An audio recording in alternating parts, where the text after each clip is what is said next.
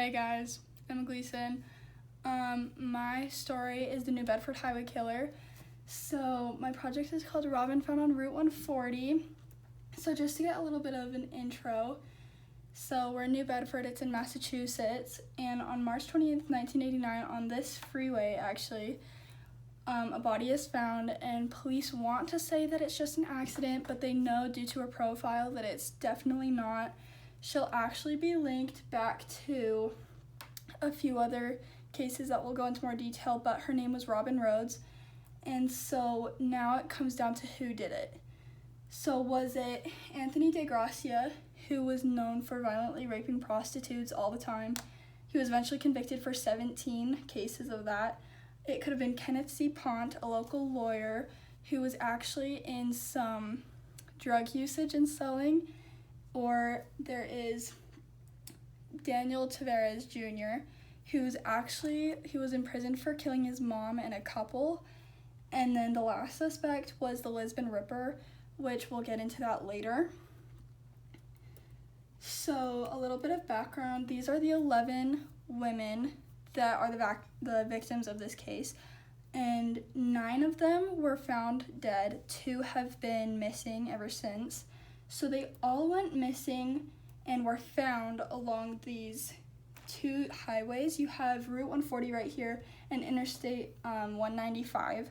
So this is really important just for future reference. They were all found in this local area. You can kind of see it better here. They have dates and the victims' names of where they were found, but this is just Route 140 right here and then Interstate 195 right there. So out of the 11, the 2 that are still missing was actually our youngest victim, Christina Montero, and Marilyn Roberts, who was 34. Christina was 19, and they have yet to be found, but they did go missing back to back. So another important note about the victims is their profile. They were all prostitutes and into drugs. So they all had heroin addictions, methamphetamine, and cocaine. They all had serious addictions. So our first suspect was the Lisbon Ripper, and the reason why he was said to not be behind these murders was his timeline. So the last case in the New Bedford highway killings was Robbin Rhodes, and that happened March 28th of 1989. But the 3 confirmed bodies that were from the Lisbon Ripper, the first one was found July 31st of 1992. That is a 3-year gap between the murders. However, they think just because of the time and how much time it takes to fly back and forth, it was just too much money that the Lisbon Ripper couldn't have afforded it. And the Lisbon Ripper's victims were a lot more gruesome deaths. They were usually gutted, and it was just a lot more graphic than the deaths that we found. They only connected it because they were all prostitutes. So the map, just so you can visualize it a little bit better, this is from Portugal to Massachusetts, New Bedford. In modern day, it's a 7.5-hour flight, but it was much longer back in the 80s and 90s, and it's 3,195 miles. So that's why they ruled him out. They still haven't caught him today, so there's not really much we can do about that. But our second suspect is Daniel Tavares Jr. Daniel he was imprisoned for killing his mom and a couple other people, but the main focus was on his mom. They ruled him not guilty due to the timeline of him being in prison and serving. But they were looked into because he sent a letter during prison, he sent a letter to the police saying, "I did it, I'm the one behind these murders." And so they looked into him a little bit, but they realized that it was just attention that he was seeking, and he wasn't actually behind it. That he couldn't really bring much information about the case going on. They did see, though, in his letter, he pointed to a body that was it was a mile from his house. And so then they went and searched for that body that he had killed, and it was another woman a mile from his house, but it wasn't one of the 11 that we've been searching for. So he's a bad guy, just not this bad guy. The third suspect is Anthony DeGracia. He is known as Flat Nose among the prostitutes of New Bedford. They all knew him just because of his facial structure. It's really prominent, and you can just tell what it is. But the thing with Anthony is he was charged for 17 really violent rapes and sexual assaults toward prostitutes, but they did rule him innocent just because lack of evidence, and they couldn't really prove anything other than him just being a violent guy. They couldn't link him through DNA or anything to any of the deaths, and at one point he was out of town during one of the kidnappings, and he did have an alibi for that, so they figured he wasn't it. Our last suspect is Kenneth C. Pont, a local lawyer of New Bedford. So what's interesting with Kenneth is he was actually on the side into drug usage and selling, and this comes into play later, but he was known for his heroin use, and we believe there are theories going around, but one theory is that he was behind these killings because maybe one prostitute found out about his drug usage and wanted to rat him out, and so he just killed him off, and then a prostitute found out about that, and he just kept killing off all the witnesses. So one that did die was Rochelle. Rochelle actually hired Kenneth to be her attorney during a case. I tried looking up the case, but they said that it wasn't relevant to this bigger situation, and so I couldn't find information on that.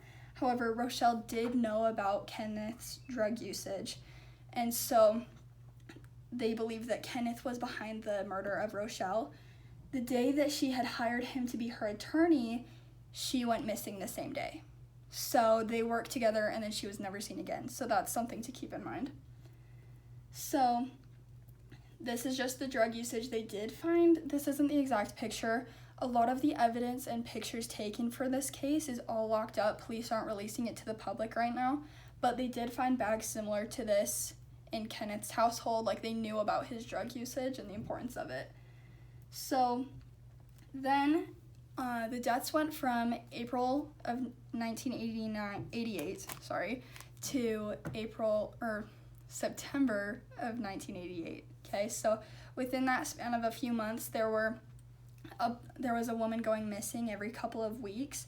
But then in September, right after the last body went missing, 2 weeks later, Kenneth actually moved to Florida. And so it was from here down here, and immediately after he moved, the deaths and like all the murders and kidnappings just stopped. So throughout the next few months, they kept finding the bodies, but there wasn't any new missing cases. So he was definitely tied to as being responsible behind of this. He was the only one to be officially ruled a suspect. There is one theory that he maybe paid off the police to let him move away. He wouldn't get charged as long as his name was kept clean. He would move away and stop doing what he was doing. So that is one theory. Another is just that he moved away, got away with it because he couldn't actually be charged for anything due to lack of evidence. DNA wasn't a thing at the time, so they couldn't really tie him to anything. But the case was reopened in 2007, and during that time, police went and searched his home back in New Bedford, Massachusetts. While they did search his home, they didn't find anything that could really link him to the cases. He was eventually charged for the murder of Rochelle, but he was indicted for that. So he got out of that. But in 2007, the case was reopened. But 3 years later, in 2010, he died. They ruled it as no foul play, but it was all very suspicious the way that police had phrased it in news reports, because one argued that it was a suicide, another argued it was cancer, and another argued homicide. But then eventually, police just cut all those clean, and they were like, no, it's not foul play. But then they didn't confirm how he died. So an autopsy was taken, but they won't release anything to the public. So that's Kenneth. But overall, really the only one that you can point to is the attorney. It would make sense with his drug usage. He doesn't want to get caught doing all that. He wants to keep his name good because he's a local lawyer. He made the most money out of everybody. He was known for what he did. And he was known for the prostitute. Like, he was known in that community. They all hired him all the time. He hired them, vice versa. They all knew everybody.